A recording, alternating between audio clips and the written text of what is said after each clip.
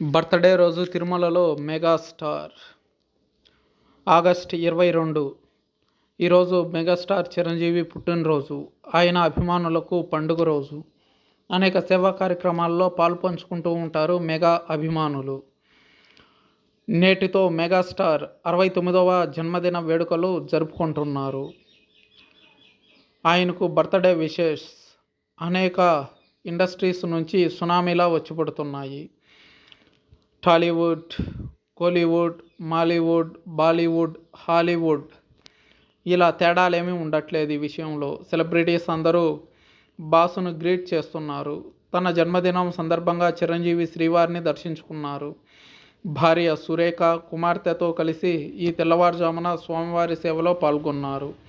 ఆ సమయంలో వారి వెంట దేవాదాయ శాఖ మంత్రి ఆనం రామనారాయణ రెడ్డి, కొందరు తిరుమల తిరుపతి దేవస్థానం అధికారులు ఉన్నారు. శ్రీవారి దర్శనం కోసం బుధవారం రాత్రే చిరంజీవి తిరుమలకు చేరుకున్నారు.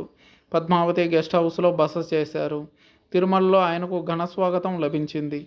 టీటీడీ అధికారులు సాదరంగా ఆహ్వానించారు. ఈ తెల్లవారుజామున కుటుంబంతో కలిసి శ్రీవారిని దర్శించుకున్నారు మెగాస్టార్. దర్శనానంతరం శ్రీవారి ఆలయ ప్రాంగణంలోని రంగనాయకుల స్వామివారి మండపంలో చిరంజీవికి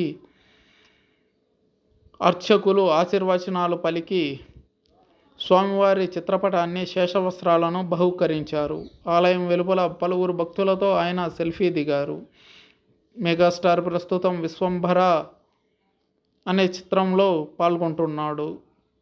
ఇది మెగాస్టార్ 156వ చిత్రం. మైథలాజికల్ అడ్వెంచర్గా తెరకెక్కుతుంది. మల్లెడి వశిష్ఠ దర్శకుడిగా పనిచేస్తున్నారు.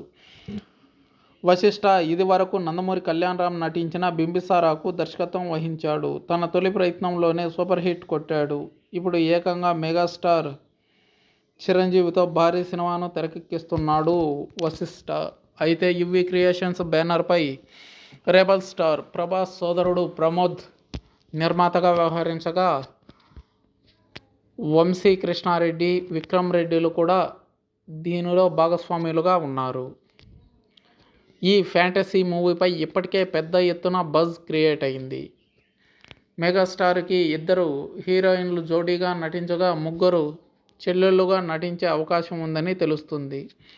కాగా తిరుమలలో భక్తుల తాకిడి కొనసాగుతోంది. నిన్నటి రోజున 103,082 మంది భక్తులు స్వామివారిని దర్శించుకోగా, వారిలో 27,000కు పైగా భక్తులు తలనీలాలు సమర్పించారు. భక్తుల మొక్కుల ద్వారా హుండీ ఆదాయం 8.49 కోట్ల రూపాయలుగా రికార్డు చేశారు టీటీడీ అధికార యంత్రాంగం. టోకెన్ లేని భక్తులకు శ్రీవారి సర్వదర్శనానికి 10 నుంచి 15 గంటల సమయం పట్టే అవకాశం ఉంది.